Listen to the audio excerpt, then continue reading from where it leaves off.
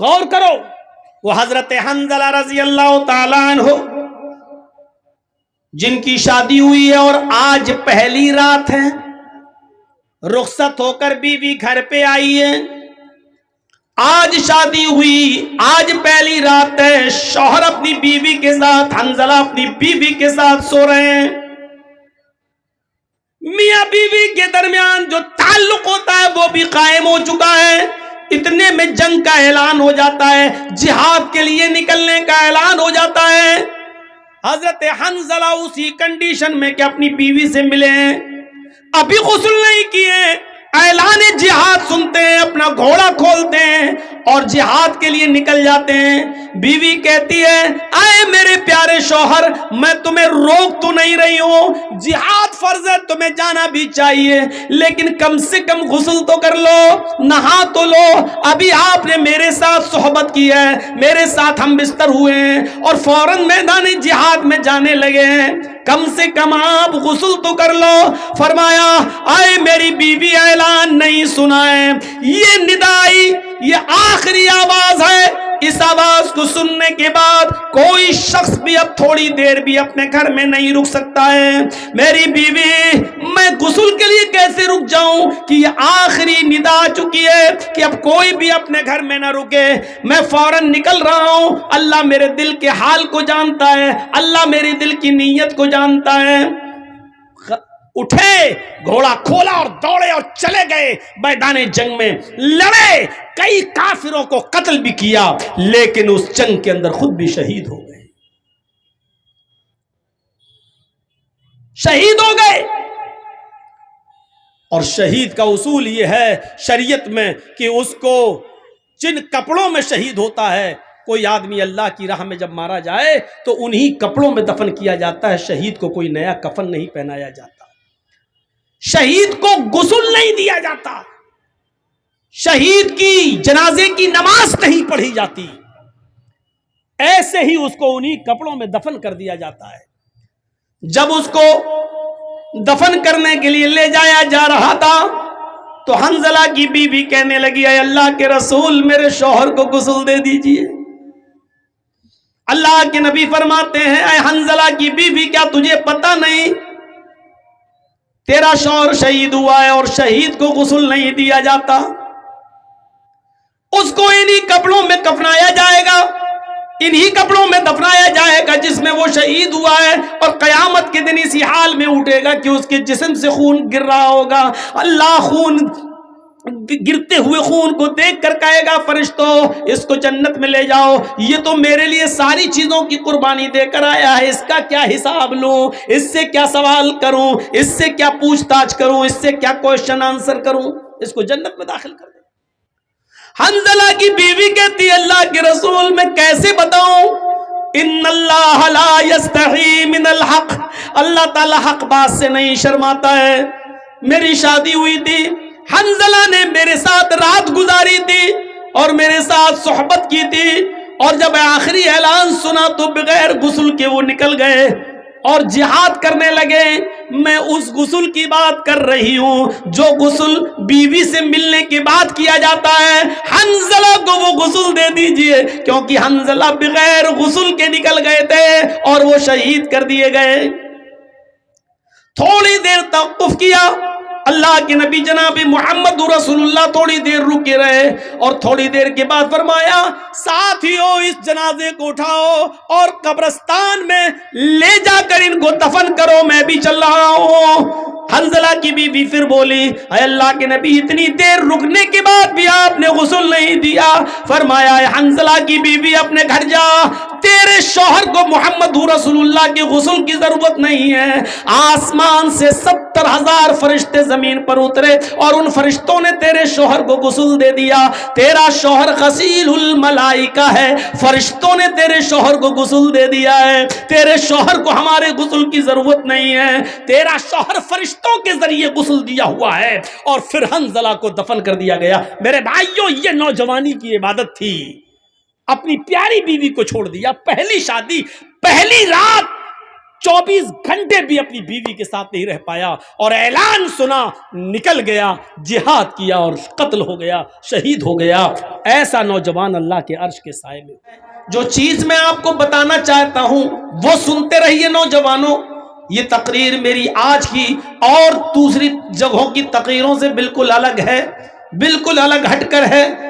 ये वाकयात मैंने आज तक किसी और तकरीर में अपनी 20-22 साल की जिंदगी में तकरीरी दौर में नहीं बताए। जो आज मैंने आपके सामने ये रखा है वो शाह गस्सान, गस्सान का बादशाह, शाह गस्सान, जिसका नाम जबला इब्ने अयहम है।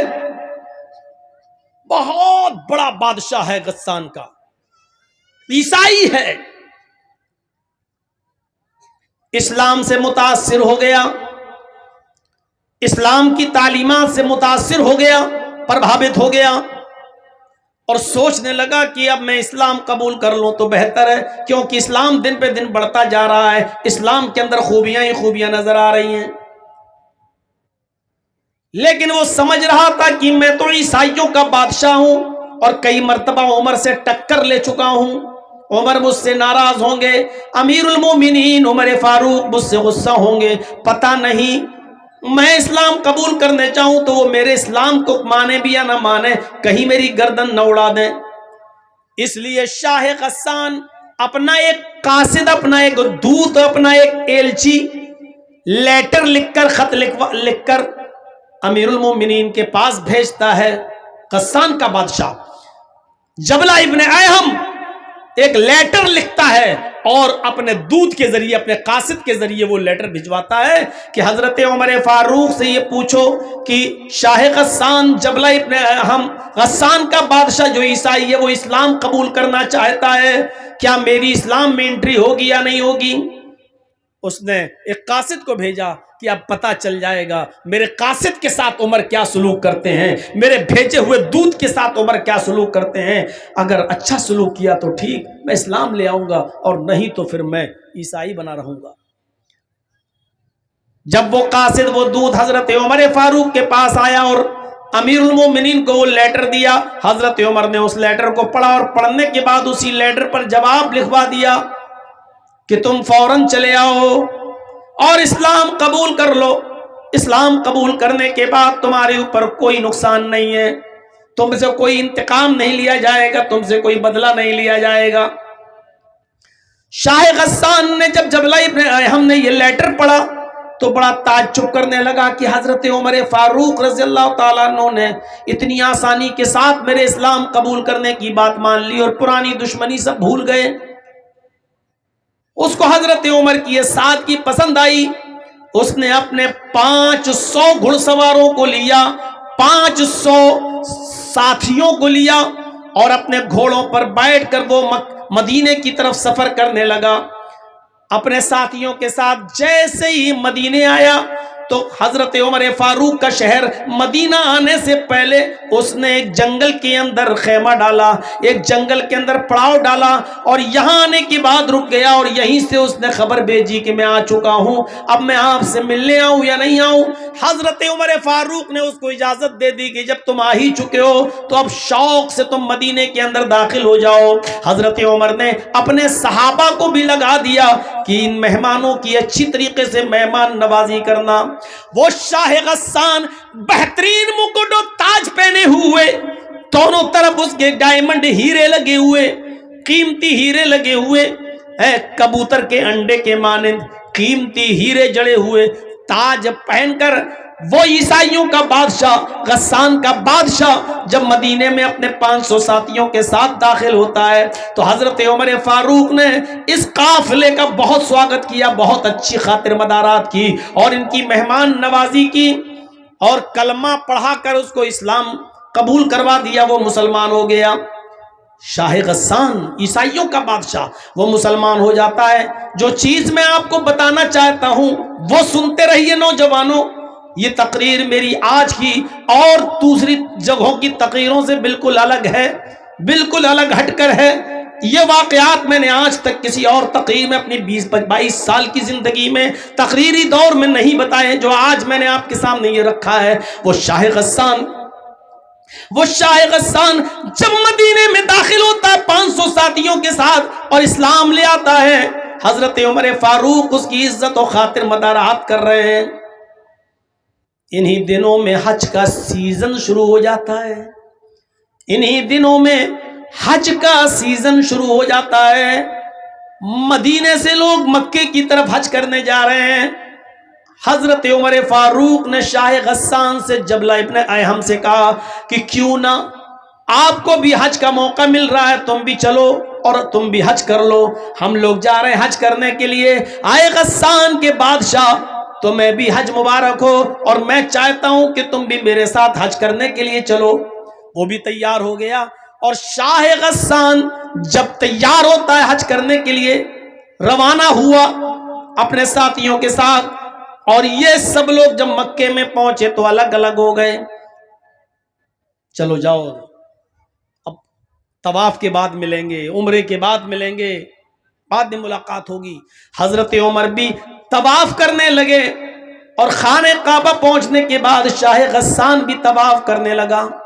ایک خوبصورت لنگی پہنے ہوئے تھا احرام کی شکل میں، اوپر ایک چادر ڈالے ہوئے تھا، اور بہترین قسم کی ایک لنگی پہنے ہوئے تھا۔ بادشاہ تھا، چونکہ وہ پیسوں کی اس کے پاس کوئی کمی نہیں تھی۔ وہ طواف کرنے لگا۔ دوران طواف ایک نوجوان صحابی سے، جو اعرابی تھا، جو دیہاتی تھا، وہ نوجوان صحابی بھی طواف کر رہا تھا۔ بھیڑ زیادہ ہونے کی وجہ سے اس نوجوان آدمی کا پیر شاہ غسان کی لنگی کے اوپر رکھ گیا۔ ایسے وہ طواف ہو رہا تھا تو ایسے وہ پیر سے لنگی دب گئی، شاہ غسان کی لنگی دب گئی۔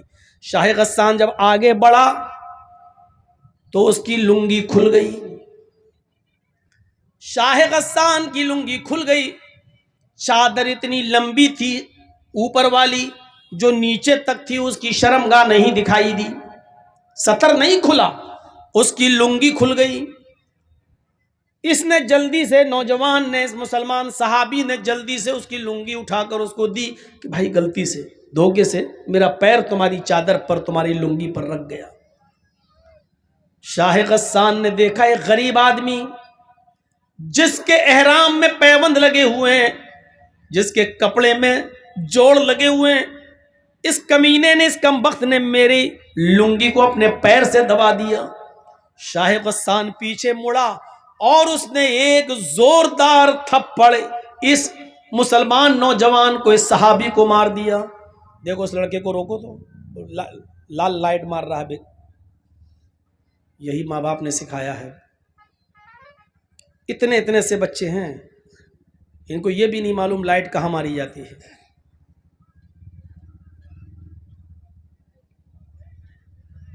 اس نے ایک زوردار تھپڑ اس نوجوان کو، اس دیہاتی مسلمان صحابی کو مارا۔ تھپڑ اتنی زور کا لگا کہ اس نوجوان دیہاتی صحابی کی آنکھ پھوٹ گئی، اس کی ایک آنکھ باہر آ گئی۔ وہ نوجوان اس وقت کچھ نہیں بولا، خاموش رہا، اور اس نے اپنا طواف پورا کیا۔ اس کے بعد پھر وہ اپنے قبیلے میں گیا۔ قبیلے کی لڑائی بہت بری ہوتی ہے۔ جب وہ اپنے قبیلے میں پہنچا تو لوگوں نے پوچھا کہ تمہاری آنکھ کیسے پھوٹی؟ اس نے بتایا کہ ایسا ایسا معاملہ ہو گیا، اور شاہ غسان نے، غسان کے بادشاہ نے ایک تھپڑ مارا، اور تھپڑ اتنی زور سے مارا کہ میری آنکھ پھوٹ گئی۔ پورے قبیلے کے لوگ آگ بگولا ہو گئے۔ ارے نیا نیا اسلام لایا اور اتنی ہیکڑی، ہمارے آدمی کو مارے گا؟ یہ تمام کے تمام لوگ حضرت عمر فاروق کے پاس مکے آ گئے۔ حضرت عمر فاروق کے سامنے مقدمہ دائر کر دیا کہ آپ کے شاہ غسان جو ابھی کچھ دن پہلے مدینے میں اسلام لایا ہے، اس نے دھوکے سے ہمارے نوجوان کا پیر اس کی چادر پہ پڑ گیا اور اس کی لنگی کھل گئی، لیکن اس نے پلٹ کر اتنی زور سے تھپڑ مارا کہ ہمارے ساتھی کی، اس دیہاتی نوجوان کی آنکھ پھوٹ گئی۔ مجھے انتقام چاہیے، بدلہ چاہیے۔ حضرت عمر فاروق نے شاہ غسان کو بلایا، غسان کا بادشاہ طلب کیا گیا جو مسلمان ہو چکا ہے، اور پھر یوں دونوں میں گفتگو ہوتی ہے۔ حضرت عمر فاروق نے فرمایا، آئے شاہ غسان، آئے جبلہ ابن ایہم، تمہارے بارے میں یہ شکایت ملی ہے، کیا یہ صحیح ہے؟ کہنے لگا وہ جبلہ، امیر المومنین، اس نوجوان دیہاتی آدمی نے میری چادر پر پیر رکھ دیا، میں آگے بڑھا، میری لنگی کھل گئی، میری چادر کھل گئی، میں نے اس کو ایک تھپڑ مار دیا ہے۔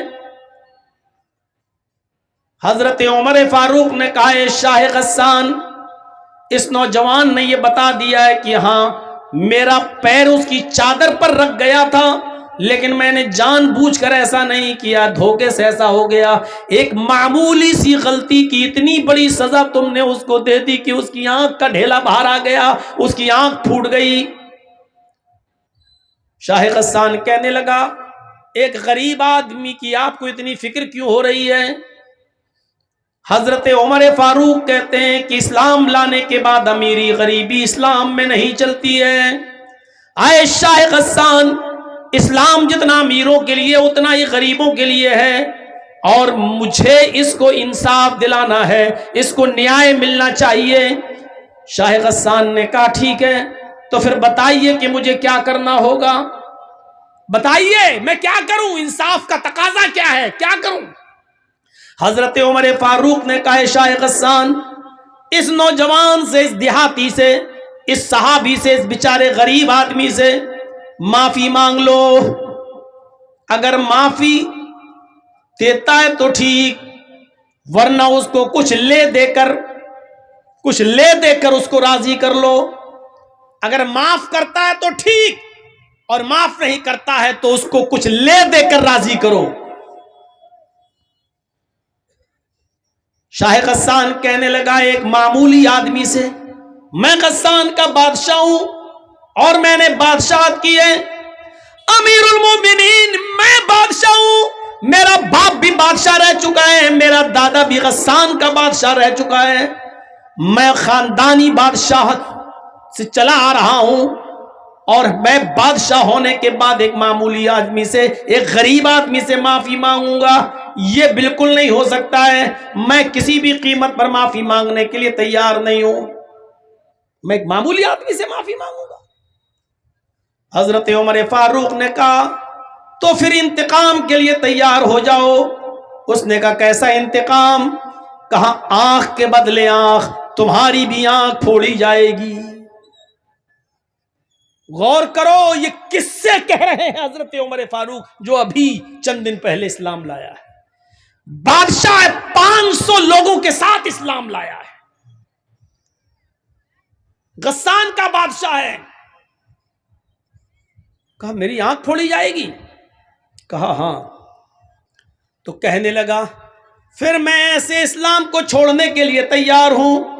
آئے امیر المومنین، جس میں امیروں کا خیال نہ رکھا جائے، جس میں بادشاہوں کی بادشاہت کا بھی خیال نہ رکھا جائے، جس میں ان کی عزت و توقیر کا خیال نہ ہو، تو ایسے اسلام کو پھر میں چھوڑ دوں گا۔ حضرت عمر نے کہا، یہ تمہاری مرضی۔ اس نے کہا، ٹھیک ہے، میں اسلام چھوڑنے کے لیے تیار ہوں، لیکن اس سے معافی نہیں مانگوں گا۔ حضرت عمر فاروق نے کہا، اگر اسلام چھوڑتے ہو تو یاد رکھنا، مرتد کی جو سزا ہے اسلام میں وہ میں تمہیں دوں گا، اور مرتد کی سزا یہ ہے کہ اسلام جو نہیں لایا وہ تو چین کے ساتھ ہے، وہ تو سکون کے ساتھ ہے، لیکن اسلام لانے کے بعد پھر اسلام کو چھوڑ کر کسی اور مذہب میں کوئی جاتا ہے تو پھر اسلام میں اس کی سزا ہے کہ اس کی گردن اڑائی جائے۔ اگر تم اسلام کو چھوڑنے کا ارادہ بنا رہے ہو تو پھر میں تمہاری گردن اڑانے کے لیے تیار ہوں۔ ابھی تو آنکھ پھڑوا لو، تمہارا معاملہ بن جائے گا، آنکھ کے بدلے آنکھ۔ اور اگر اسلام کو چھوڑنے کی دھمکی دی تو مرتد کی سزا یہ ہے اسلام میں کہ اس کی گردن اڑا دی جائے، میں تمہاری گردن اڑا دوں گا۔ وہ چاروں طرف سے پھنس گیا شاہ غسان، معافی مانگ رہا ہے تو چھوٹا ہو رہا ہے، آنکھ پھڑوا نہیں سکتا، مرتد ہو جائے تو قتل۔ اس نے کہا امیر المومنین میں چاروں طرف سے اس وقت پھنسا ہوا ہوں، مجھے ایک دن کی مہلت دیجئے، میں سوچ سمجھ کر بتاتا ہوں، مجھے معافی مانگنا ہے یا آنکھ پھڑوانا ہے یا مجھے اسلام چھوڑنا ہے، مجھے فیصلہ کرنے کے لیے مجھے ایک دن کی مہلت دیجئے، 24 گھنٹے کی مہلت۔ حضرت عمر فاروق نے کہا ٹھیک ہے، میں تمہیں ایک دن کی مہلت دیتا ہوں، سوچ سمجھ کر بتاؤ، معافی مانگ لو گے، وہ اگر معاف کر دے گا تو ٹھیک، اور مجھے امید ہے کہ انشاءاللہ وہ معاف کر دے گا، لیکن یہ اس کا معاملہ ہے، وہ کرے یا نہ کرے، لے دے کے معاملہ بنا لو، جتنے میں وہ تیار ہو جائے، اس پہ بھی نہیں بنتا ہے تو پھر آنکھ پھڑواؤ، کوئی ایک فیصلہ، جاؤ میں تمہیں ایک دن کی مہلت دیتا ہوں۔ وہ اپنے بستی میں گیا جہاں رکا ہوا تھا 500 آدمیوں کے ساتھ، اور ان لوگوں سے کہتا ہے کہ ایسا ایسا معاملہ ہے، اس اسلام میں ہماری کوئی عزت نہیں ہے، توقیر نہیں ہے، ہم کو غریبوں کے ساتھ لا کے بٹھا دیا گیا اور کہا کہ اس کو بدلہ دو، لہٰذا رات کی تنہائی ہونے دو، جب ساری دنیا بے ہوشی میں سو رہی ہوگی اس وقت ہم 500 آدمی یہاں سے فرار ہو جائیں گے۔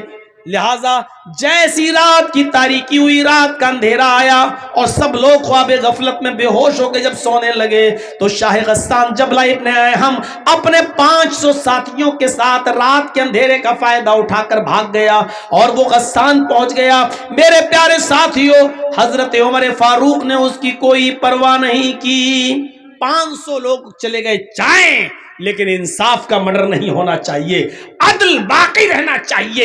اسلام کی تعلیم یہی ہے کہ انصاف قائم رہے، ایک غریب آدمی کو، ایک غریب نوجوان کو بھی انصاف ملنا چاہیے۔ حضرت عمر فاروق نے کہا نوجوان وہ گیا 500 آدمیوں کو بھی لے گیا، کوئی پرواہ نہیں، اللہ کا شکر ہے کہ میں نے عدل کو بچایا، میں نے نیائے کو بچایا، میں نے انصاف کو بچایا۔ میرے بھائیوں، ایسا عدل کرنے والا امیر المومنین حضرت عمر فاروق جیسا شخص قیامت کے دن عرش کے سائے میں ہوگا۔ ایسے ہی لوگوں کے بارے میں اللہ کے نبی نے فرمایا کہ 7 قسم کے لوگ قیامت کے دن اللہ کے عرش کے سائے میں ہوں گے، اس دن اللہ کے عرش کے سائے کے علاوہ کوئی دوسرا سایہ نہیں ہوگا۔ الامام العادل، پہلا شخص عدل و انصاف کرنے والا، حکمراں، حاکم وقت، امیر جو گھر کا بھی ذمہ دار ہو۔ قبیلہ بنو مخزوم کی ایک عورت جس کا نام فاطمہ تھا، چوری میں پکڑی گئی، اللہ کے رسول کے پاس لائی گئی۔ نبی اکرم صلی اللہ علیہ وسلم نے فرمایا اس کی چوری اتنی زیادہ ہے کہ حد کو پہنچ رہی ہے، اس کا ہاتھ کاٹ ڈالو۔ لوگوں نے کہا امیر گھر کی ہے، بڑے اونچے اور عزت دار گھرانے کی عورت ہے، اگر اس کا ہاتھ کٹ گیا تب تو ناک ہی کٹ جائے گی اس خاندان کی، اس قبیلے کی۔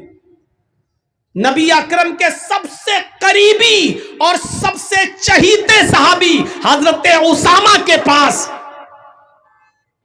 سفارش کے لیے بھیجا گیا اسامہ کو کہ آپ اللہ کے رسول کے بہت قریبی لوگ ہیں، قریبی ہیں، آپ نبی سے سفارش کیجئے، شاید اللہ کے رسول آپ کی بات مان جائیں اور اس عورت کا ہاتھ نہ کٹوائیں۔ اللہ کے رسول نے اسامہ سے کہا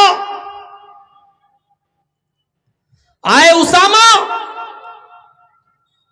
اتشفع فی حد من حدود اللہ، فی حدود اللہ، کیا تم اللہ کی حدوں میں سے ایک حد کے لیے سفارش کرنے آئے ہو؟ یہ اللہ کی قائم کردہ حدیں ہیں اور تم کہتے ہو کہ میں اس عورت کو چھوڑ دوں؟ یہ سزا محمد نے نہیں، محمد کے رب نے نافذ کی ہے۔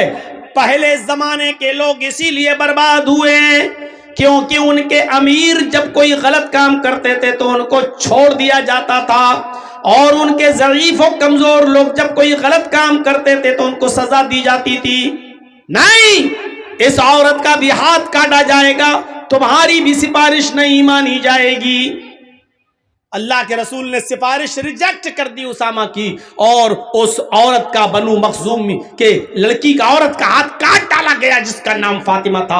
جب اس کا ہاتھ کٹ گیا تو اللہ کے نبی صلی اللہ علیہ وسلم نے فرمایا لو ان فاطمہ بنت محمد سرقت لقطعت یدها، اگر فاطمہ محمد کی بیٹی نے چوری کی ہوتی اور آج چوری میں وہ بھی پکڑی جاتی تو آج فاطمہ کا ہاتھ بھی کاٹنے سے محمد رسول اللہ کو کوئی نہیں روک پاتا، اس لیے کہ یہ عدل کا تقاضا ہے اور یہ سزا اللہ تبارک و تعالیٰ کی طرف سے نافذ کی گئی ہے، یہ سزا محمد رسول اللہ کی بنائی ہوئی نہیں ہے۔ اگر آج اس عورت کی جگہ پر محمد کی اپنی بیٹی بھی چوری میں پکڑی جاتی تو زمانہ دیکھتا، دنیا دیکھتی کہ محمد اپنی بیٹی فاطمہ کا بھی ہاتھ کٹوا دیتا۔ یہ ہے عدل و انصاف، اور جس قوم میں عدل و انصاف نہیں ہے سمجھ لو عرش کے سائے میں ان کو جگہ نہیں ملے گی۔ چلیے اب تھوڑا سا اور آگے بڑھیں۔ پہلی چیز ہو گئی ہے عدل و انصاف کرنے والے لوگ۔ دوسرا کون؟ وَشَابٌ نَشَأَ فِي عِبَادَةِ رَبِّهِ، دوسرا وہ نوجوان جو اپنے رب کی عبادت میں لگا ہوا ہے، اپنے رب کی عبادت میں، اس نے سب کچھ بھلا دیا اپنے رب کی عبادت۔ نوجوان شاب نشأ فی عبادت اللہ، اس کا مطلب کیا ہے؟ اللہ تعالیٰ کو جوانی کی عبادت زیادہ پسند ہے۔ بڑھاپے میں تو سبھی عبادت کرنے لگتے ہیں، بچوں کی شادی ہو گئی، اب سب ہو گیا، اب جا رہے ہیں حج کرنا ہے، سب سے نبٹ گئے، اب چلو حج کرے آئے، اب حج کر کے آئے تو اب اللہ اللہ کرنے پہنچ گئے مسجد میں۔ پوری جوانی تو خرافاتوں میں گزار دی، اب جب 2-3 سال کے مہمان رہ گئے، کھوسٹ بڈھے ہو گئے، صحیح سے زبان چلتی نہیں ہے، ہاتھ پیر اٹھ نہیں رہے، اب جا رہے ہیں اللہ تعالیٰ کی عبادت کرنے۔ میں یہ نہیں کہہ رہا ہوں کہ یہ عبادت اللہ کو پسند ہے، لیکن نوجوانی کی عبادت زیادہ پسند ہے۔ وَشَابٌ نَشَأَ فِي عِبَادَةِ رَبِّهِ، وہ عقبہ ابن نافع جس نے اسلام کا پرچم لہراتے لہراتے دائیں اسلام بائیں اسلام پیچھے اسلام سامنے سمندر، اللہ میں دائیں دیکھتا ہوں تو تیرے نبی کا جھنڈا لہرا رہا ہے، بائیں جہاں جاتا ہوں تیرے نبی کا پرچم لہرا رہا ہے، پیچھے مڑ کے دیکھتا ہوں اور جہاں جہاں تک میں گیا ہوں تیرے نبی کا جھنڈا لہر چکا ہے، سامنے سمندر ہے، اب میں کیا کروں؟ یعنی اب دنیا میں کوئی چپا باقی نہیں رہا جہاں تک ہم گئے، اسلام ہی اسلام، اب سامنے سمندر ہے۔ اے اللہ، یہ ہمارے ساتھ 1500 نوجوان ہیں جو گھوڑے پہ بیٹھے ہوئے ہیں، یہ سب اسلام کا جھنڈا لہرانا چاہتے ہیں، میں نے دائیں بائیں اور پیچھے تو اسلام لہرا دیا ہے، تیرے نبی کا جھنڈا پھہرا دیا ہے، لیکن آگے سمندر ہے۔ اے اللہ اب میں کیا کروں؟ اس نے سمندر کے پاس اپنی تلواروں کو گاڑا، سمندر کے پانی سے وضو بنایا اور وہیں پر نماز پڑھ دی، نماز ادا کرنے کے بعد کہنے لگا وہ نوجوان عقبہ ابن نافع، اے اللہ اگر میں اس سمندر کے بارے میں جان جاؤں کہ اس سمندر کو پار کرنے کے بعد بھی تیری کوئی مخلوق رہتی ہے، اس سمندر کو کراس کرنے کے بعد کوئی تیری بستی آباد ہے جہاں تیرے بندے رہتے ہیں، تو اے اللہ اگر مجھے اس بات کا علم ہو جائے تو قسم ہے تیرے عزت و جلال کی، میں اپنے گھوڑوں کو سمندروں میں ڈال دوں گا اور سمندر سے تیرتے تیرتے اس بستی تک پہنچنے کی کوشش کروں گا، اور اس وقت تک چین کے ساتھ نہیں سوؤں گا جب تک کہ اس بستی میں بھی تیرے نبی جناب محمد رسول اللہ کا پرچم نہ لہرا دوں۔ عقبہ ابن نافع کے اندر یہ کون سا جذبہ تھا؟ عبادت کا جذبہ۔ یہ کون سی عبادت تھی؟ یہ کون سی ریاضت تھی؟ میرے بھائیوں ایسے ہی عبادت کرنے والے اور ہر وقت نماز کی طرف، ہر وقت عبادت کی طرف، اللہ کی عبادت کی طرف جن کا دماغ لگا ہوا ہے اور جو عبادت میں لگے ہوئے، یہ لوگ اللہ کے عرش کے سائے میں ہوں گے۔ یہ اللہ کے عرش کے سائے میں ہم اور آپ سردیوں کے دنوں میں दिसंबर की और जनवरी की सर्दी में जो अपने ऊपर से कंबल न हटा सके, जो लिहाफ की कुर्बानी न दे सके, जो अपनी नींद की कुर्बानी न दे सके और तसव्वुर किए बैठा हुआ है कि हम अल्लाह के अर्श के साए में होंगे, हमें जन्नत मिलेगी। मेरे भाइयों, जन्नत इतनी सस्ती और इतनी आसान भी नहीं है। दो चीजें, अदल इंसाफ करने वाला और दूसरा वो नौजवान जो अल्लाह अपने रब की इबादत में लगा हुआ है। अब तीसरी चीज पे आइए, वरजुलुन ज़करल्लाह खालियन फफाज़त ऐना वरजुलुन क़ल्बुहु मुअल्लकुन फिल मसाजिद। तीसरा वो आदमी जिसका दिल मस्जिद की तरफ लगा हुआ है, जिसकी तशरीह मैंने अभी हल्की सी की थी। ज़ोहर पढ़ के आया, घर पे काम कर रहा है, अभी टाइम है, हाँ अभी असर में टाइम है, बार बार घड़ी देख रहा है, बार बार सूरज देख रहा है, बार बार आसमान देख रहा है, बार बार कान लगा रहा है, अजान की आवाज तो नहीं आ रही। और जैसे ही असर की अजान हुई फौरन मस्जिद में। असर पढ़ के आया, मगरिब की तरफ दिमाग लगा हुआ है, फौरन मगरिब में। मगरिब पढ़ के आया, घर पे कुछ खाना वाना खाया, बार बार उसका दिमाग, उसका दिल मस्जिद की तरफ लगा है, कब इशा हो, कब इशा हो, कब इशा हो। और जैसे ईशा का वक्त हुआ फौरन मस्जिद में। इशा के बाद सो रहा है घर में, बार बार बीच में रात में आंख खुलती है, बार बार घड़ी देख रहा है, बार बार बाहर निकल के देखता कहीं फजर का वक्त तो नहीं हो गया है। और जैसे ही फजर की अजान का वक्त हुआ फौरन मस्जिद में। क़ल्बुहु मुअल्लकुन फिल मसाजिद, जिसका दिल लटका हुआ है मस्जिद में। हजरत मुसअब रज़ी अल्लाह ताला अन्हु आमिर इब्ने अब्दुल्लाह इब्ने जुबैर का वाक़या नकल करते हैं। हजरत मुसअब इब्ने उमैर हजरत आमिर इब्ने अब्दुल्लाह इब्ने जुबैर का वाक़या नकल करते हुए कहते हैं कि वो सख्त बीमार, आखिरी सांसें ले रहे हैं, काफी कमजोरी और जिस्म में उनकी नकाहत है, कमजोरी है। और इतने में उनके कानों में अजान की आवाज जाती है। और नोट कीजिएगा, ये मगरिब की अजान है, मगरिब की अजान की आवाज उनके कानों में जाती है। अल्लाहु अकबर, अल्लाहु अकबर। अजान की आवाज सुनते ही आमिर इब्ने अब्दुल्लाह इब्ने जुबैर कहते हैं अपने घर वालों से, मुझे उठाओ और मस्जिद की तरफ लेकर चलो। बच्चों ने कहा, रे आपकी हालत देखिए क्या है, आप नहीं जा सकते, आप लेटे रहिए, ऐसे ही लेट के नमाज पढ़ लीजिए। आमिर इब्ने अब्दुल्लाह इब्ने जुबैर का जो जवाब था वो सुनिए। कहते हैं कि मेरे बच्चों, मैं अल्लाह के दाई की आवाज पर लब्बैक क्यों न कहूं।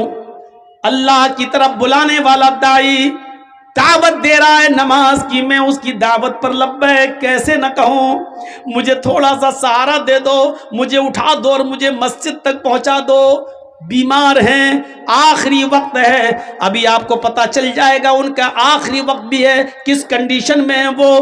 जब उन्होंने जिद की कि मेरे बच्चों देखो, कयामत के दिन में तुम सबका गरिमान पकड़ूंगा अगर तुमने मुझे मस्जिद में नहीं पहुंचाया। ये आवाज की अजान की आवाज मेरे कानों में पड़ गई। अब अल्लाह के दाई की आवाज पर लब्बैक कहना जरूरी है, मुझे मस्जिद में जाना है। अब उनकी जिद के आगे उनके बच्चों ने उनको उठाया। मोहल्ले के 2-4 लोग और आ गए, उन्होंने भी सहारा दिया और घर में किसी तरीके से उनको वुजू करवाने के बाद मस्जिद में दाखिल कर दिया। वो मस्जिद में दाखिल हो जाते हैं और जमात के साथ मगरिब की नमाज पढ़ने लगते हैं। और जब नमाज पढ़ते हैं तो आप अंदाजा लगा सकते हैं कि मगरिब की 3 रकातें होती हैं। वो बैठकर नमाज अदा कर रहे हैं, अभी 1 रकात ही वो नमाज अदा कर सके कि 1 रकात नमाज पढ़ने के बाद उनका इंतकाल हो जाता है। वो उसी मस्जिद के अंदर 1 रकात नमाज पढ़ने के बाद इंतकाल कर जाते हैं। अब आप अंदाजा लगा सकते हैं कि वो कितने बीमार रहे होंगे।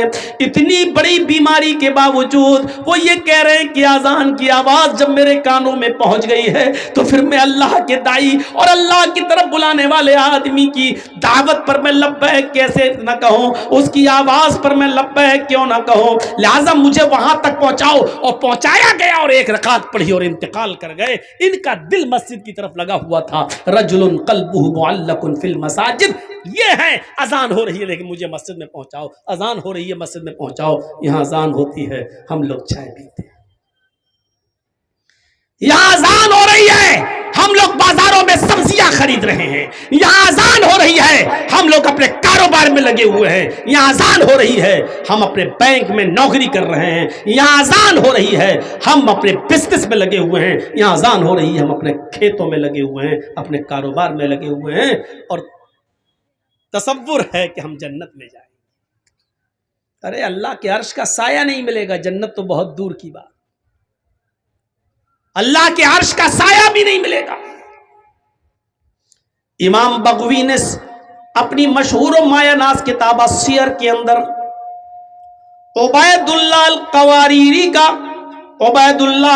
القواریری کا ایک واقعہ نقل کیا ہے کہ وہ شام بصرہ کے رہنے والے تھے, بصرہ کے, ان کے گھر کوئی مہمان آ گئے. ویسے تو وہ 5 وقت کی نماز میں پہلی تکبیر میں مسجد میں رہتے تھے, لیکن آج ان کے گھر میں کوئی مہمان آ گیا. مہمان کی دیکھ ریکھ خاطر مدارات کی وجہ سے اس کو کھانا وانا کھلانے میں تھوڑی سی دیر ہو گئی, اتنی سی دیر ہو گئی کہ عشاء کی اذان کے بعد جماعت مسجد میں ہو گئی. وہ اپنے مہمان کو کھانا کھلانے کے بعد مسجد کی طرف گئے تو کیا دیکھتے ہیں کہ مسجد سے لوگ نماز پڑھ کے واپس آ رہے ہیں. پوچھا کہ کیا ہوا, کہ جماعت ہو گئی. وہ دوسرے محلے میں گئے کہ وہاں جا کر شاید نماز مل جائے, جماعت مل جائے, لیکن دوسرے محلے میں جاتے ہیں تو کیا دیکھتے ہیں کہ ادھر بھی جماعت ہو چکی ہے. انہوں نے بصرہ کی آس پاس کی جتنی مسجدیں تھی کوشش کر کے دیکھ لیا کہ کہیں جماعت مل جائے, کیونکہ جماعت کا ثواب اکیلے نماز پڑھنے سے 27 گنا زیادہ درجہ رکھتا ہے. اس ثواب کی امید میں وہ جاتے ہیں کہ نماز ادا کر لوں, جماعت مل جائے, لیکن ان کو بصرہ کی کسی مسجد میں عشاء کی جماعت نہیں ملی. تو پھر وہ اپنے گھر آ گئے اور اپنے گھر پر انہوں نے جائے نماز بچھائی, مصلی بچھایا اور عشاء کی نماز وہ پڑھنے لگے. جب وہ 1 مرتبہ 4 رکعت عشاء کی پڑھ چکے تو کہنے لگے کہ عشاء کی نماز جماعت کے ساتھ اگر میں پڑھتا تو 27 گنا درجہ ملتا, 27 گنا ثواب ملتا, تو کیوں نہیں میں جماعت کے ثواب کو پہنچنے کے لیے عشاء کی نماز کو 27 بار پڑھ لوں. اگر میں 4 رکعت کر کے 27 مرتبہ اگر میں نماز پڑھوں گا تو ہمیں جماعت کا ثواب مل جائے گا. تو انہوں نے اپنے گھر میں عشاء کی نماز کو 27 مرتبہ پڑھا, 27 بار. 4 رکعت ہو گئی, چلو دوبارہ کھڑے ہو گئے, پھر 4 رکعت, پھر تیسری بار کھڑے ہو گئے. انہوں نے عشاء کی نماز کو کتنی بار پڑھا, 27 بار. اس کے بعد مطمئن ہو گئے کہ اب مجھے جماعت کا ثواب مل گیا, یعنی انشاءاللہ جو جماعت مجھ سے چھوٹی ہے اس کے برابر ثواب مل جائے گا. اس کے بعد جب بستر پہ سونے گئے, علامہ بغوی امام بغوی السیر میں نقل کرتے ہیں جب وہ بستر پر لیٹتے ہیں تو خواب میں دیکھتے ہیں کہ وہ گھڑ سواروں کے ساتھ دوڑ رہے ہیں. ایک قوم ہے, ایک کچھ لوگ جو اپنے اپنے گھوڑوں کو دوڑا رہے ہیں, مقابلہ کر رہے ہیں. عبید اللہ القواریری بھی اس قوم کے ساتھ اپنے گھوڑے کو دوڑا رہے ہیں اور کیا دیکھتے ہیں کہ سارے لوگ آگے آگے جا رہے ہیں, سب کے گھوڑے مجھ سے آگے دوڑ رہے ہیں, میرا گھوڑا سب سے پیچھے کی طرف ہے. میرے گھوڑے سے آگے ایک اور آدمی ہے, وہ بھی اپنا گھوڑا دوڑا رہا ہے. میں اس سے بھی آگے نکلنا چاہتا تھا کہ میں نے اپنے گھوڑے کو ایڑ لگائی, میں نے اپنے گھوڑے کو ٹھوکر ماری, میں نے اپنے گھوڑے کو کوڑا مارا کہ آگے نکلے. تو مجھ سے آگے جو سواری تھا, مجھ سے آگے جو گھڑ سوار تھا, وہ کہنے لگا اے عبید اللہ, اپنے گھوڑے کو ایڑ مت لگاؤ, اپنے گھوڑے کو کوڑا مت مارو, مجھ سے آگے نکلنے کی کوشش نہ کرو. اے عبید اللہ, تم ہمارے برابر نہیں آ سکتے ہو, ہم سے آگے نکلنا تو بہت دور کی بات, تم کتنا بھی نیا घोड़ा ले लो, अच्छे से अच्छा घोड़े पे बैठ जाओ, लेकिन तुम हमारे घोड़े से आगे नहीं निकल सकते। उबैदुल्लाह अल-क़वारीरी कहते हैं कि आखिर तुम ये बात कैसे कह रहे हो, मेरा घोड़ा तुम्हारे घोड़े से अच्छा है और फिर भी हम तुम्हारे घोड़े से आगे नहीं निकल पाएंगे, आखिर वजह क्या है? तो वो शख्स कहने लगा जो मुझसे आगे था, आए उबैदुल्लाह, तुम हमसे इसलिए आगे नहीं निकल सकते क्योंकि ईशा की नमाज हमने जमात के साथ पढ़ी है और तुमने ईशा की नमाज जमात के साथ नहीं पढ़ी। 27 मरतबा नमाज पढ़ने के बाद भी वो दर्जा नहीं मिला जो जमात के साथ नमाज पढ़ने का मिलता है। वरजुलुन क़ल्बुहु मुअल्लकुन फिल मसाजिद, तीसरा वो आदमी मस्जिद जिसका दिल मस्जिद की तरफ लटका हुआ है, वो आदमी अल्लाह के अर्श के साए में होगा।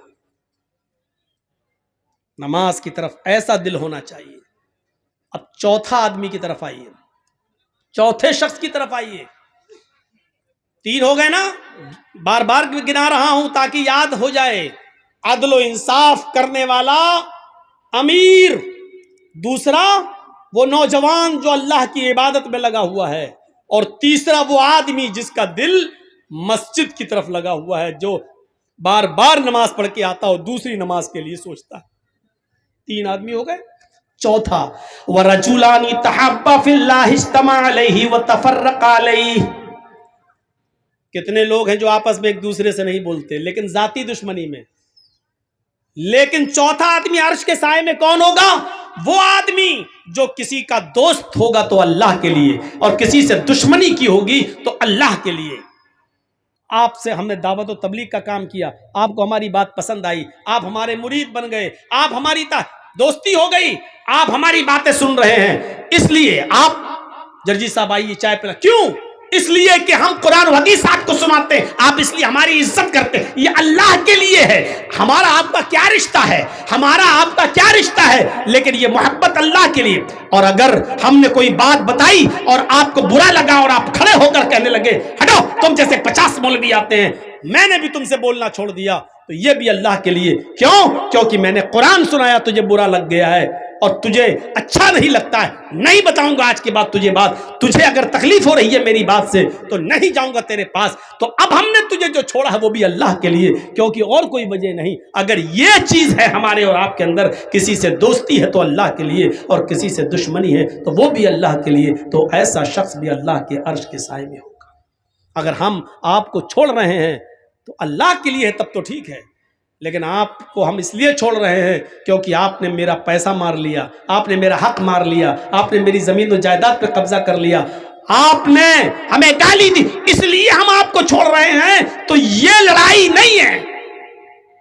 मोहल्ले वालों को, गांव वालों को चाहिए कि सुलह करा दें, मिलवा दें, क्योंकि कोई मुसलमान किसी मुसलमान से अगर 3 दिन से ज्यादा बात नहीं करता तो उसकी नमाज, उसकी रोजा, उसकी कोई फर्ज और कोई नफिल इबादत अल्लाह के यहाँ कबूल नहीं होती है।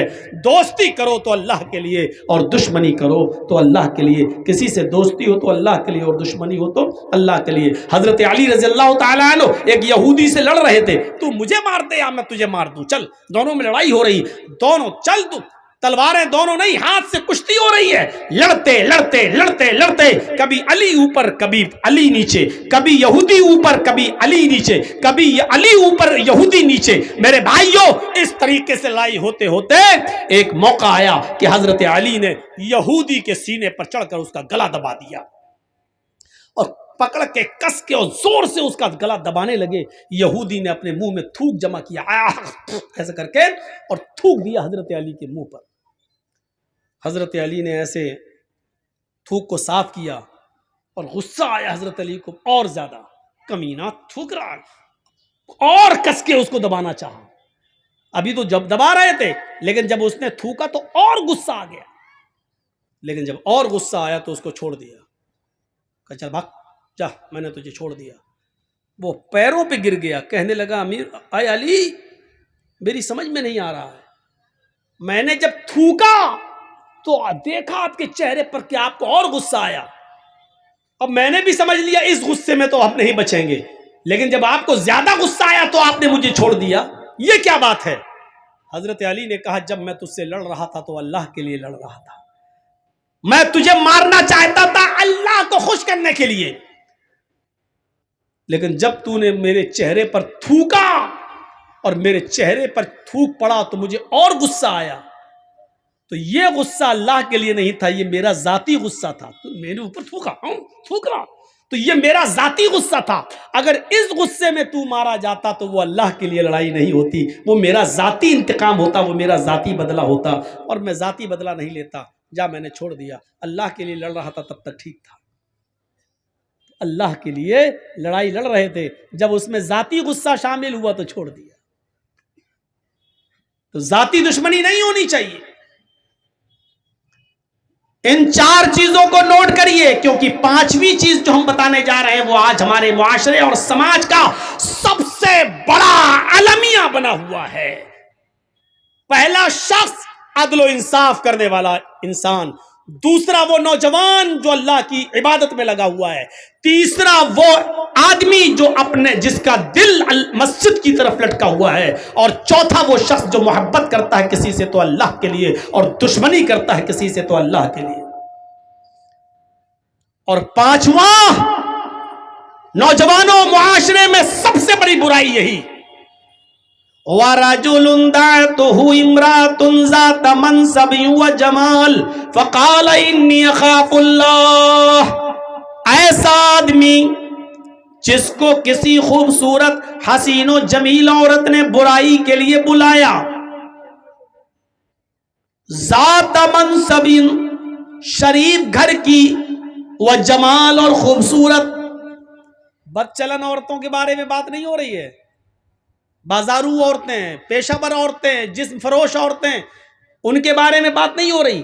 آپ کے علاقے کی، آپ کے گاؤں کی کوئی شریف گھر کی عورت، ذات منصب، حسب و نسب والی، بہترین شریف گھرانے کی لڑکی، و جمال، اور خوبصورت عورت، اگر وہ آپ کو بلاتی ہے کہ آؤ چلو ہمارے ساتھ یہ کام کر لو، ذات منصب، پیسے والی، دولت والی، یعنی وہ آپ کو پیسہ بھی دے رہی ہے، وہ آپ کو موقع بھی دے رہی ہے، وہ آپ کو تنہائی میں بھی لے جا رہی ہے، اس کے پاس سارے انتظام ہے، وہ کہہ رہی ہے کہ میرا روم الگ ہے، میں پیسہ بھی دوں گی، میرے ساتھ رہو، میرے ساتھ کھاؤ، میں کھانا بھی دوں گی، اور میرے ساتھ تم غلط کام کرو گے میں تمہیں اس کی اجرت بھی دوں گی، اور خوبصورت بھی ہے. ذات منصب، یعنی ایسی عورت نے آپ کو بلایا جو خود امیر ہے، جو خود شریف ہے، جو خود پیسے والی ہے، اور جو خود بہت اونچے گھرانے کی ہے، اور خوبصورت اور حسین و جمیل ہے. آپ کے پاس کچھ نہیں لیکن وہ آپ کو دعوت دے رہی ہے، آپ کے پاس موقع نہیں لیکن وہ موقع دے رہی ہے، آپ کے پاس تنہائی کی جگہ نہیں لیکن وہ آپ کو تنہائی کی جگہ دے رہی ہے. یہ سب کچھ ہونے کے بعد پھر آپ نے ایسی خوبصورت، ایسی حسین و جمیل، اور ایسی ذات اور منصب اور حسب اور نسب والی اور ایسی شریف عورت کو دیکھ کر کہا، ہٹ، چل بھاگ یہاں سے، انی اخاف اللہ، میرا رب مجھے دیکھ رہا ہے، میں اللہ سے ڈرتا ہوں، میں تیرے قریب نہیں جا سکتا، میں یہ غلط کام نہیں کر سکتا. ایسی عورت کی دعوت کا انکار کرنے والا اور ایسی عورت کے دل اور ارادے کو پورا نہ کرنے والا شخص اللہ کے عرش کے سائے میں ہوگا، اللہ کے عرش کے سائے میں ہوگا.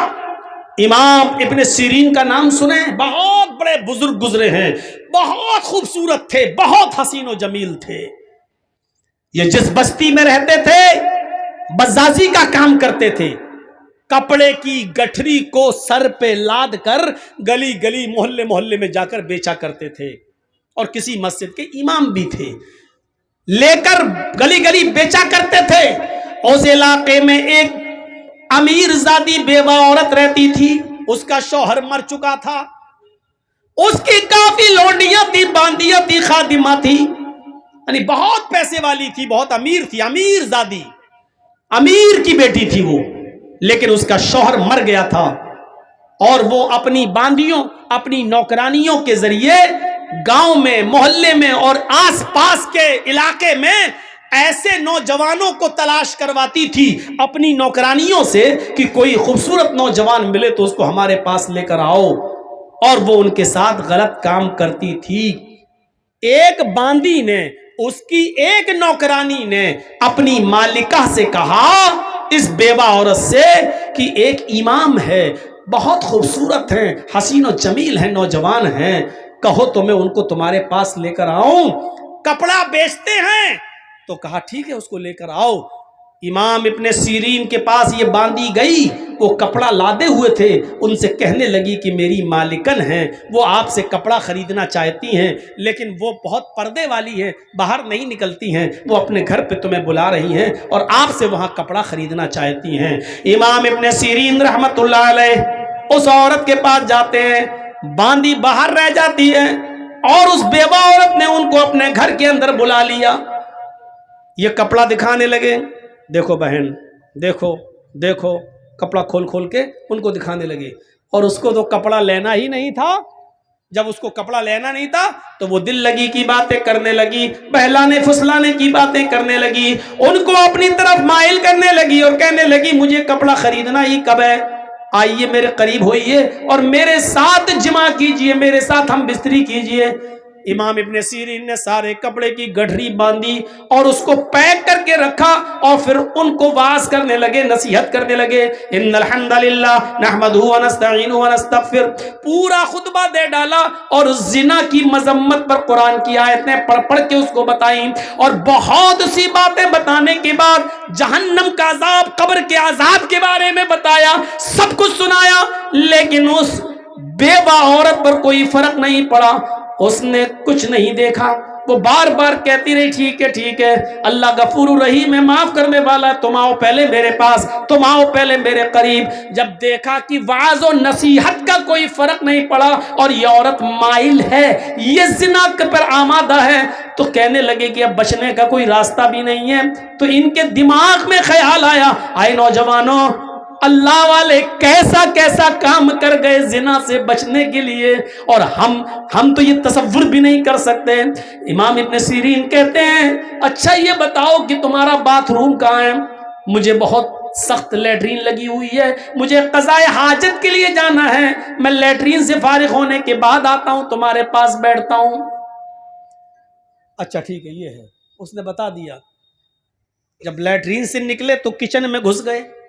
کچن میں جو نالی تھی جس میں بہت زیادہ کچڑا شڑا جمع ہو جایا کرتا تھا، اس میں کالے رنگ کی سیاہ کیچڑ جمی ہوئی تھی نالی میں۔ امام ابن سیرین اسی کچن کی نالی کے پاس بیٹھ گئے اور اس نالی سے سیاہ رنگ کی کالی کیچڑ نکال کر انہوں نے اپنے چہرے پہ مل لی، اپنے کپڑوں پہ ملا، اپنی داڑھی آڑی پہ ملا، اور پوری طریقے سے اپنے آپ کو لت پت کر لیا کیچڑ سے، اور اسی گندگی کی حالت میں اس عورت کے پاس آئے۔ چلو آؤ ملتے ہیں، کہاں ملیں؟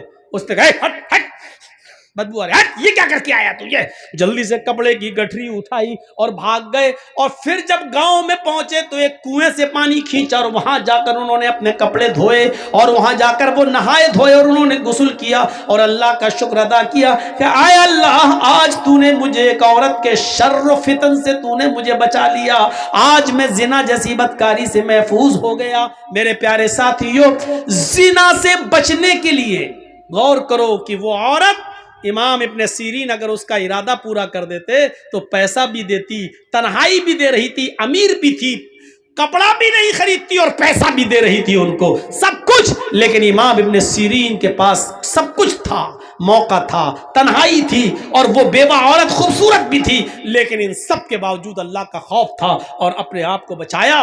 اس سے کہا اللہ سے ڈر، یہ زندگی چند دنوں کی، اللہ کی یہاں منہ دکھانا ہے، نصیحتیں کی لیکن وہ نہیں مانی۔ میرے پیارے ساتھیوں، تب امام ابن سیرین نے اپنے آپ کو ایسے بچایا۔ نوجوانوں، اس زنا کاری و بدکاری کے راستے سے اپنے آپ کو بچا لینے والا اور کسی خوبصورت عورت کی دعوت پر یہ کہہ دینے والا کہ انی اخاف اللہ، میں اللہ سے ڈرتا ہوں، ایسا شخص بھی قیامت کے دن اللہ کے عرش کے سائے میں ہوگا۔ بخاری شریف کے اندر ایک واقعہ آیا ہے، جب مرثد ابن ابی مرثد ایک صحابی ہیں، ایمان لائے، اسلام قبول کیا، تو اللہ کے رسول نے ان سے کہا کہ تم مکے جاؤ، اور مکے میں ہمارے بہت سے مسلمان صحابہ قید ہیں، کافروں کے چنگل میں ہیں، ان سے چھڑا کر چپکے چپکے مدینے کی طرف لاؤ، ان کو وہاں سے چھڑاؤ۔ تو یہ رات میں مکے پہنچتے تھے اور رات میں جاتے تھے، چپکے سے کسی گھر میں گھستے تھے جہاں کوئی مسلمان صحابی قیدی ہوتا تھا، اس کو اٹھا کر لاتے تھے اور پھر اس کی بیڑیوں کو توڑتے تھے اور پھر اس کو مدینہ بھیج دیا کرتے تھے، کیونکہ اسلام لانے سے پہلے خود یہ چور تھے، اسلام لانے سے پہلے خود یہ چور تھے، ان کو بیڑیاں توڑنے میں مہارت تھی، یہ جانتے تھے۔ تو اللہ کے رسول نے ان سے وہی کام لیا کہ تم اب مسلمان صحابہ کی بیڑیاں توڑ کر ان کو کافروں سے چھڑاؤ، ان کے اوپر ظلم کر رہے ہیں وہ کافر، ان کو چھڑاؤ۔ تو ایک دن یہ مکے کے اندر پہنچ گئے اور اسی جگہ چلے گئے جہاں مسلمان صحابہ قید تھے، رات کی تاریکی کا فائدہ اٹھایا اور ایک دیوار کے پیچھے چھپ گئے۔ چاندنی رات تھی، رات کے اندھیرے میں ایک عورت نکل کے آئی، اس نے دیوار کے پیچھے ایک سایہ دیکھا، سمجھ گئی کہ اس دیوار کے پیچھے کوئی آدمی بیٹھا ہے، اس آدمی کا سایہ یہاں آ رہا ہے۔ وہ گئی دیوار کے پیچھے، کیا دیکھتی ہے کہ ایک آدمی بیٹھا ہوا ہے، اور دیکھتے ہی اس کو پہچان گئی، کہنے لگی تم تو مرصد ہو، تم تو مرصد ہو۔ مرصد نے دیکھا، مرصد بھی پہچان گئے، کہنے لگے تم تو عناق ہو، تم تو عناق ہو۔ کہاں زمانے جاہلیت میں جب مرصد اسلام نہیں لائے تھے تو اس عورت کے ساتھ ان کے ناجائز تعلقات تھے، کئی مرتبہ اس عورت کے ساتھ مل چکے تھے، لمبے تلنگے لمبے چوڑے تھے، وہ عناق ان کی دیوانی تھی۔ اتنے دنوں کے بعد آج دیکھتی ہے، کہتی ہے مرصد پرانی یادیں تازہ ہو گئیں، کتنے سال کے بعد تم آئے ہو، چلو ہمارے گھر چلو، ہمارے گھر میں کوئی نہیں، آج کی رات ہمارے ساتھ سو جاؤ، وہی رات گزارو۔ مرصد ابن ابی مرصد کہتے ہیں کہ آیا ناق، اب ان ہاتھوں نے محمد رسول اللہ کے ہاتھوں کو چھو لیا ہے، یہ ہاتھ محمد رسول اللہ سے ٹچ ہو چکے ہیں، ان ہاتھوں نے محمد رسول اللہ سے مصافحہ کر لیا ہے۔ آیا ناق، اب حرام عورت کی طرف میں ہاتھ نہیں بڑھا سکتا، آیا ناق بہتر ہے کہ تم چلی جاؤ۔ اناق کہنے لگی اچھا اب تم بدل گئے ہو، میری آرزو اور میرے ارمانوں کا تم گلا گھونٹ رہے ہو، اتنے سالوں کے بعد آئے ہو، اگر تم نے میرے ارادے اور میرے ارمان اور میری آرزوؤں کو پورا نہ کیا تو میں چلا دوں گی۔ مرصد ابن ابی مرصد کہتے ہیں کہ کچھ بھی کرو لیکن اب میں تمہارے ساتھ زنا نہیں کر سکتا ہے، میں محمد رسول اللہ صلی اللہ علیہ وسلم، ان آنکھوں نے محمد رسول اللہ کا دیدار کر لیا ہے، اب یہ حرام چیز کی طرف اٹھے گی بھی نہیں ہماری نظریں۔ اناق کہتی ہے آئے خیمے والوں اٹھو، آئے گاؤں والے اٹھو، ایک آدمی آیا ہے تمہارے قیدیوں کو چرا رہا ہے، تمہارے قیدیوں کو اٹھا کر لے جا رہا ہے۔ اناق کی آواز سن کر محلے والے اور گاؤں والے اٹھنے لگے، دوڑنے لگے۔ مرصد ابن ابی مرصد نے جب ان کو آتا ہوا دیکھا تو وہ بھاگ گئے، ایک پہاڑ کی طرف چلے گئے، اور پہاڑ کے اوپر چڑھنے کے بعد ان کو ایک غار نظر آئی تو وہ پہاڑ سے نیچے اتر کر اس غار کے اندر چھپ گئے۔ وہ لوگ پہاڑ کے اوپر تک آئے، ان کو غار کا دروازہ نہیں دکھائی دیا، انہوں نے گاؤں والوں نے اس پہاڑ کے اوپر کھڑے ہو کر پیشاب بھی کیا۔ مرصد ابن ابی مرصد کہتے ہیں، بخاری کی روایت ہے، وہ پیشاب کر رہے تھے اور ان کا پیشاب ہمارے سر پر آ رہا تھا، وہ پیشاب کر رہے تھے اور ان کا پیشاب ہمارے سر پر گر رہا تھا، لیکن میں ٹس مس نہیں کر رہا تھا، اگر میں تھوڑا بہت ہلتا تو وہ مجھے پہچان لیتے اور دیکھ لیتے، میں ایسے ہی چھپا رہا، یہاں تک کہ کچھ دیر کے بعد وہ سب چلے گئے۔ رات کافی ہو گئی اور وہ سب چلے گئے، اناق بھی چلی گئی، یہ سوچ کر کہ اب تو مرصد ابن ابی مرصد بھاگ گیا ہے۔ پھر تھوڑی دیر کے بعد میں غار سے نکلا اور پھر میں اپنے کام میں لگ گیا۔ اس کے باوجود میں نے ایک آدمی کو اٹھایا، اس کو اپنے کاندھوں پر لادا، لیکن وہ بہت بھاری آدمی تھا، ہم اس کو لے کے چل نہیں پا رہے تھے، وہ بار بار اس کو اٹھاتے اور وہ مجھے تھکا دیتا۔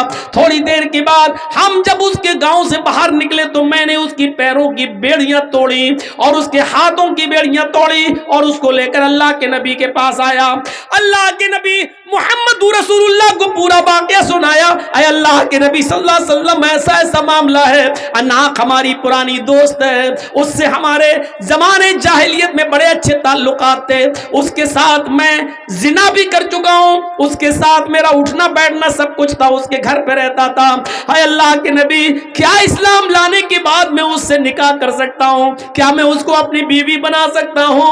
आप इजाजत दीजिए कि मैं नाक को अपनी बीवी बना लूं। अल्लाह के नबी सल्लल्लाहु अलैहि वसल्लम खामोश रहे कि आए मरसद, इंतजार करो, अल्लाह रब्बुल आलमीन की तरफ से अगर कोई हुक्म होता तो मैं तुम्हें बताता हूं कि तुम नाक से निकाह कर सकते हो या नहीं निकाह कर सकते हो। यहां तक कि अल्लाह रब्बुल आलमीन ने कुरान में यह आयत नाजिल फरमा दी कि अज़ानी ला यनकिहु इल्ला ज़ानियतन औ मुशरिकतन, कोई ज़ानी किसी ज़ानिया ही से निकाह कर सकता है और किसी मुशरिका से ही, और कोई ज़ानिया औरत किसी ज़ानी मर्द से ही निकाह कर सकती है, या ज़ानी या मुशरिक मर्द से निकाह कर सकती है। आए मरसद, तुम ईमान ला चुके हो, तुम मोमिन हो चुके हो, और किसी मोमिन के लिए जायज नहीं है कि किसी ज़ानिया और बदचलन औरत से, किसी ज़ानिया और मुशरिका से निकाह करे। लिहाजा अल्लाह ताला ने तुम्हें अनाक के साथ निकाह करने से मना कर दिया है। तुम अनाक को अपनी बीवी नहीं बना सकते हो। मेरे प्यारे साथियों, गौर करो किस तरीके से अपने आप को जिना से बचाया।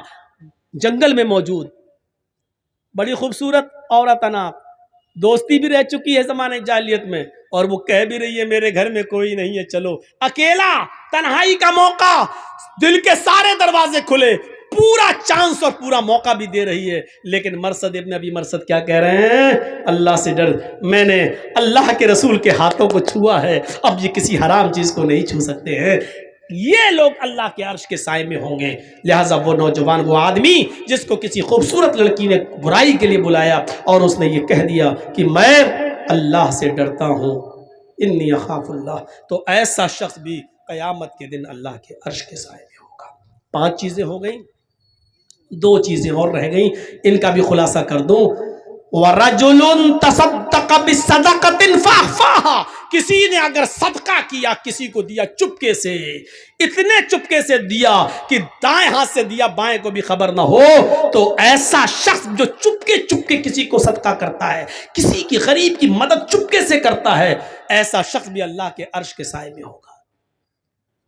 ये नहीं रमजान के महीने में किसी गरीब की मदद कर रहे हैं, 5 किलो आटा, 2 किलो तेल, 1 किलो चीनी, शरबत की बोतल, खजूर, और उसका व्हाट्सएप पे फोटो खींच के व्हाट्सएप पे भी डाल रहे हैं। आज मैंने 20 लोगों को किट दी है, आज मैंने 50 लोगों को गल्ला पहुंचाया है, आज हमने 50 लोगों को, गरीब लोगों को साड़ी दी है। मेरे भाइयों, ऐसे लोग अर्श के साए में नहीं होंगे जो अपने नेकियों की नुमाइश करते फिरे और जिसको दे रहे हो उसको भी जलील करते फिरे बेचारे को। अरे किसी गरीब को दे दो, न तुम्हारी बीवी को पता चले, न जिसको दे रहे हो उसके बारे में किसी को पता चले कि उस बेचारे की मदद की है, उसका पर्दा रहने दो। इस तरीके से दो दाएं हाथ से कि बाएं को भी खबर ना हो, यानी कानो कान, हमारे जबान में बोला जाता है ना, कानो कान किसी को खबर ना हो, इस तरीके से सदका करो। बुखारी की एक रिवायत है कि एक शख्स कहता है, आय अल्लाह, आज की रात मैं सदका करूंगा और मैं चुपके से दूंगा, किसी जरूरतमंद को दूंगा। फिर वो रात में उठा और चुपके से निकला और उसने एक ज़रूरतमंद को रात में देखा, उसके हाथ में उसने अपना सदका, अपना ज़कात का माल, अपना सदका का माल उसको दे दिया। सुबह जब वो मार्केट की तरफ गया तो रास्ते में बातें हो रही थी, कुछ लोग कह रहे थे, देखो अल्लाह का नेक बंदा बेचारा रात में किसी को सदका देने के लिए निकला, वो चाहता था कि किसी गरीब को दूं, लेकिन किसी चोर को दे दिया उसने। इसने कहा, अल्लाह, मेरी नीयत तो नहीं थी चोर को देने की, मेरी नीयत तो थी गरीब की मदद करने की, लेकिन अब धोखे से चोर के पास पहुंच गया तो मैं क्या कर सकता हूं। अल्लाह, आज मैं फिर निकलूंगा और किसी गरीब की मदद करूंगा। दूसरे दिन वो फिर रात में निकला चुपके से, आज फिर किसी गरीब आदमी को उसने देखा जो रात में मौका, उसने पूछा, तुम जरूरतमंद हो? कहा हाँ। उसने सदके का माल उसको दे दिया। सुबह होकर रास्ते में फिर बातें हुई कि देखो आज भी बेचारा धोखा खा गया, कोई निकला और किसी गरीब की मदद करना चाहता था लेकिन धोखा खा गया।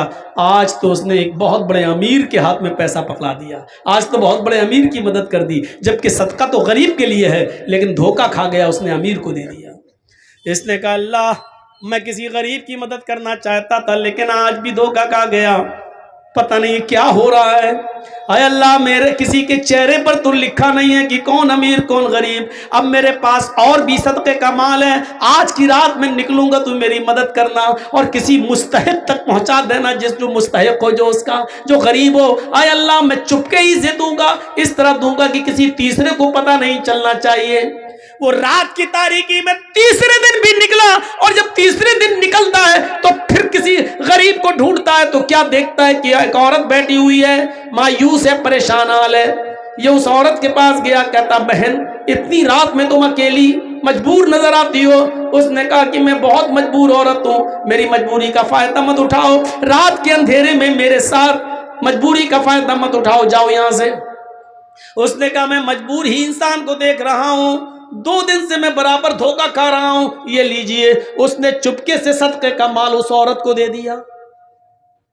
خوش تھا کہ آج تو میرا صدقہ کسی اچھی جگہ پہنچ گیا, کسی صحیح جگہ پہ چلا گیا. صبح ہوتی ہے تو جیسے یہ مارکیٹ کی طرف گیا, لوگوں میں چرچے ہو رہے تھے.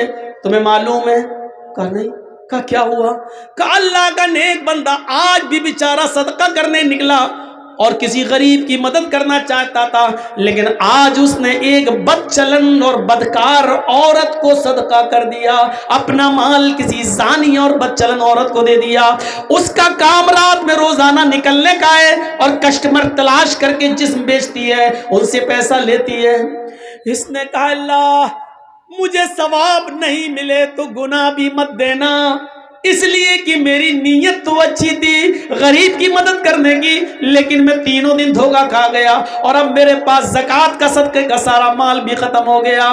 اگر تو مجھے ثواب نہ دے تو گناہ بھی مت دینا, کیونکہ میں نے جان بوجھ کر کسی امیر کی, چور کی اور بدکار عورت کی مدد نہیں کی. جب رات میں یہ سویا تو خواب دیکھتا ہے کہ کوئی کہہ رہا, بخاری کی حدیث, رات میں خواب دیکھتا کوئی کہہ رہا ہے تو مایوس مت ہو, نادم مت ہو, اللہ نے تیرے صدقے کو قبول کر لیا. ہو سکتا ہے کہ جس چور نے چور کو تو نے صدقہ کیا, ہو سکتا ہے کہ وہ چور تیرے صدقے کا مال پا کر اپنی چوری سے توبہ کر لے. ہو سکتا ہے جس امیر آدمی کو تو نے صدقہ دیا وہ توبہ کر لے اور اس پیسے کو غریب اور مسکینوں میں خرچ کر دے. جس بد چلن عورت کے ہاتھ میں تو نے پیسہ دیا, صدقہ کیا, ہو سکتا ہے کہ وہ اپنے زنا سے توبہ کر لے اور تیرے دیے ہوئے صدقے کے مال سے وہ اپنے بیوی, اپنے بچوں کی اور اپنے شوہر کی دیکھ ریکھ کرے, اور ہو سکتا ہے کہ توبہ کر لے. تو نے انجانے میں ایسا کام کیا, اللہ نے تیرے صدقے کو قبول کر لیا. میرے بھائیوں یہ حدیث ہمیں بخاری کی یہ بتلا رہی ہے, اگر دھوکے سے رات کی تاریکی میں کسی غریب کی مدد کرنا چاہتے ہو اور آپ نے چپکے سے کسی کی مدد کی لیکن دھوکہ کھا گئے, وہ غریب کی جگہ کوئی اور نکلا, یا دھوکے سے آپ کا پیسہ کسی اور کی جگہ پاس پہنچ گیا, لیکن چپکے سے مدد کرنے کی وجہ سے آپ کا صدقہ قبول ہو جائے گا. بھلے ہی آپ نے غلط جگہ دیا ہے, جان بوجھ کر نہیں دھوکے سے, تو اللہ رب العالمین آپ کے صدقے کو تو قبول کر لے گا, آپ کو گناہ نہیں پڑے گا, آپ کا صدقہ تو قبول ہو جائے گا, لیکن اس آدمی کو حساب و کتاب دینا پڑے گا جو ضرورت مند نہیں تھا پھر بھی لے لیا, تو آپ کا صدقہ قبول ہو جائے گا. تو ایسے صدقہ کیجئے کہ کسی غریب کو جب آپ دو, داہنے ہاتھ سے دو تو بائیں ہاتھ کو بھی اس کی خبر نہیں ہونی چاہیے. یہ ہے صدقے کا مطلب. نمائش مت کریے, کسی کی مدد کر لو, ایک فوٹو لینا ذرا, ہاں کھچ, آج میں نے 10 غریب لوگوں کی مدد کی. اللہ کے عذاب سے ڈرو, اس بیچارے کی نمائش کر رہے ہو آپ. 6 چیزیں ہو گئی. 7ویں اور آخری چیز اللہ کے نبی نے فرمائی, اللہ کے عرش کے سائے میں کون ہوگا؟ رجل ذکر اللہ خالیا ففاضت عیناہ, جو اللہ کے خوف سے اللہ کو یاد کر کے رات کی تاریکی میں اللہ سے ڈر گیا, اس کے عذاب سے ڈر گیا, تو ایسا شخص اللہ کے عرش کے سائے میں ہوگا قیامت کے دن. قیامت کے دن حضرت عمر فاروق رضی اللہ تعالیٰ عنہ رات کے اندھیرے میں روزانہ غریب عورت, ایک بوڑھی اور عورت اور ایک اندھی اور نابینا عورت کی خدمت کیا کرتے تھے، اور اس کے بعد میں جب خدمت کر کے دربار خلافت میں آتے تھے تو یہ ہاتھ اٹھا کر دعا کرتے تھے تہجد کے بعد، اور روتے ہوئے یہ دعا کرتے تھے کہ ربنا اصرف عنا عذاب جہنم ان عذابها کان غراما، اے اللہ جہنم کا عذاب ہم سے ہٹا لے، اس لیے کہ جہنم کا عذاب برداشت کرنے کی ہمیں چھمتا نہیں ہے، جہنم کا عذاب برداشت کرنے کی ہم میں سکت نہیں ہے۔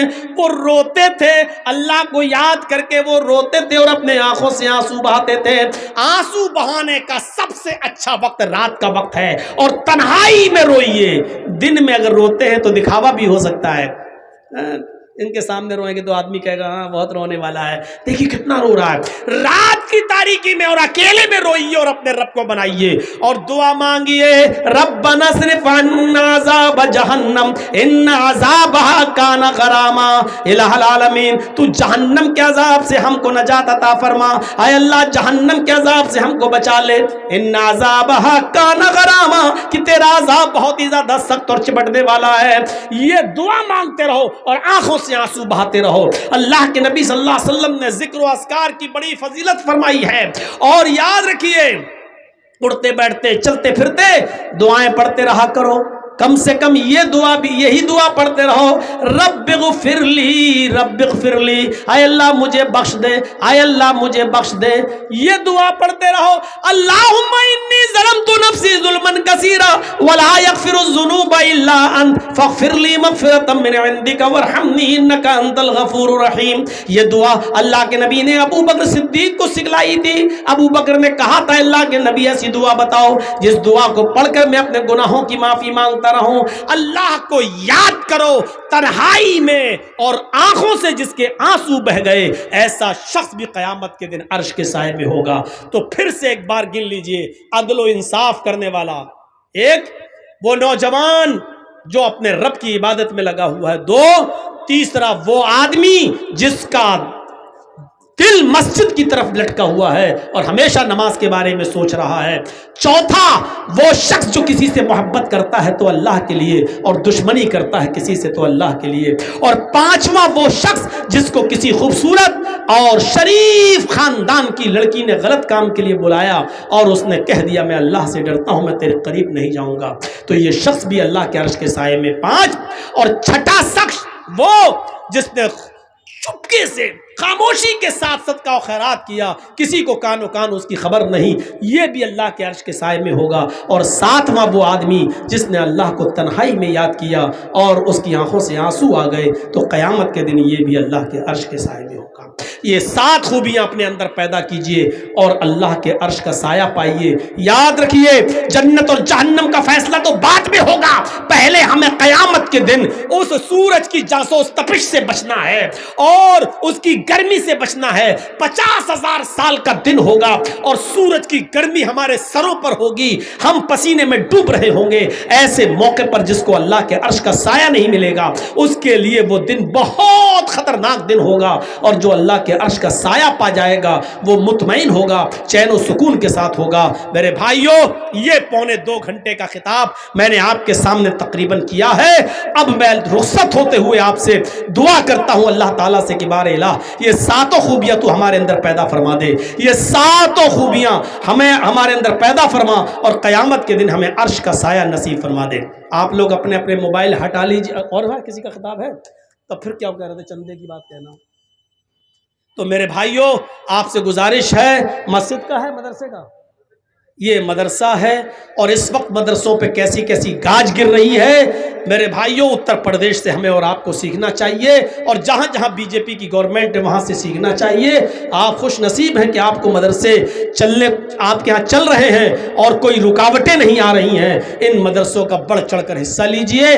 آپ سے میری التماس ہے، گزارش ہے کہ اس ادارے کا جو چندہ ہونا چاہیے وہ ہو نہیں پایا، اور سال میں ایک بار ہی جلسہ ہوتا ہے اور آپ ہی لوگوں کے تعاون پر مدارس چلتے ہیں، لہٰذا میری بات کو رکھ لیجئے گا، عزت رکھ لیجئے گا اور اس ادارے کا زیادہ سے زیادہ تعاون فرمائیے گا۔ اللہ تعالی ہمیں اس کا پورا اجر عظیم عطا فرمائے گا انشاءاللہ۔ السلام علیکم ورحمۃ اللہ۔ اللہ سے دعا ہے کہ بار اللہ جب تک زندہ رکھ اسلام پہ زندہ رکھنا، اور جب ہمارا خاتمہ ہو تو ایمان پر خاتمہ فرمانا۔ وما علینا الا البلاغ المبین، وآخر دعوانا ان الحمد للہ رب العالمین۔